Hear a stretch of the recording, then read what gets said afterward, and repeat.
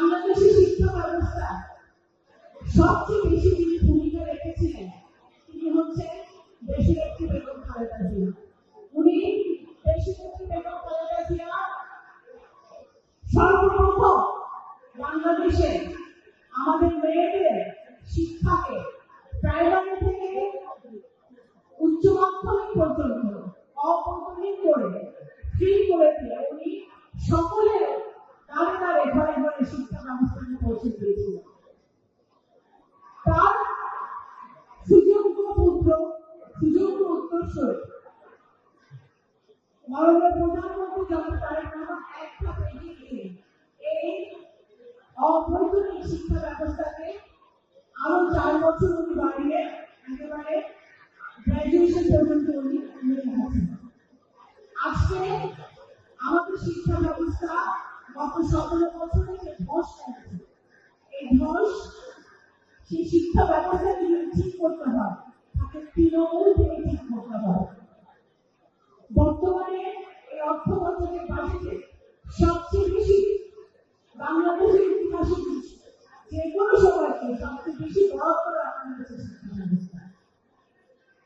আমাদের প্রধানমন্ত্রী সবসময় একটি গল্প করেন, এই গল্পটা উনি আমাদেরকে বহুবার বলেছেন, অনেক সমাবেশে বলেছেন।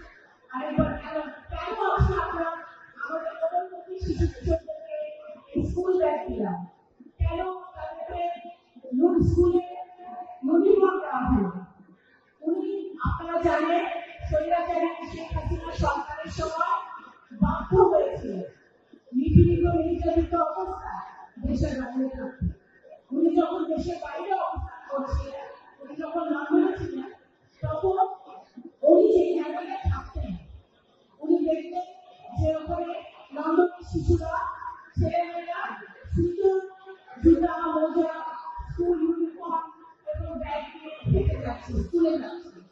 ওনার কাছে তখন মনে হচ্ছিল আমার বাংলাদেশে আমি এমন করতে পারতাম যে আমাদের ছেলেমেয়েরাও গ্রামের গঞ্জে প্রত্যন্ত অঞ্চলে আমাদের ছোট ছোট ছেলেমেয়েরা স্কুল ইউনিফর্ম পরবে, স্কুল ব্যাগ থাকবে, জুতা থাকবে, তারা স্কুলে যাবে। এই স্বপ্ন থেকে আমি যখন ফিরে এসেছেন, আল্লাহ তাআলা যখন আমাকে সুযোগ দিয়েছে, জনগণের ভোটে বিএনপি যখন নির্বাচিত হয়েছে, সরকার গঠন করেছে, উনি ওনার স্বপ্ন ওনার প্ল্যান বাস্তবায়নের হাত দিয়েছেন। সাথে সাথে আজকে সরকার গঠন হয়েছে 5 মাস 5.5 মাস 6 মাস ধরে। এই 6 মাসের মধ্যে মাননীয় প্রধানমন্ত্রী আমাদের শিক্ষা ব্যবস্থাকে প্রাইমারি থেকে শুরু করে উচ্চ মাধ্যমিক মাধ্যমিক পর্যন্ত কিভাবে আমাদের ছেলেমেয়েদেরকে সুশিক্ষায় শিক্ষিত করা যায় সেই ব্যবস্থা আমরা শুরু করেছি।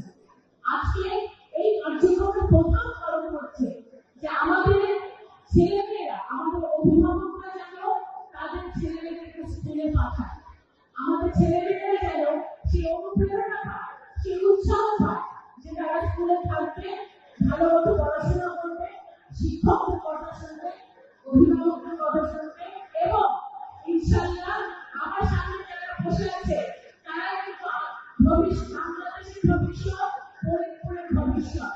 আজকে ওনার একদিন বড় হয়ে কেউ ডাক্তার হবে, কেউ ইঞ্জিনিয়ার হবে, কেউ বা সরকারি বড় অফিসার হবে, কেউ বড় পুলিশের অফিসার হবে, কেউ বা জিএমও হবে, কেউ বা ডিসি হবে, কেউ বা মন্ত্রী হবে, কেউ বা প্রধানমন্ত্রী হতে পারে।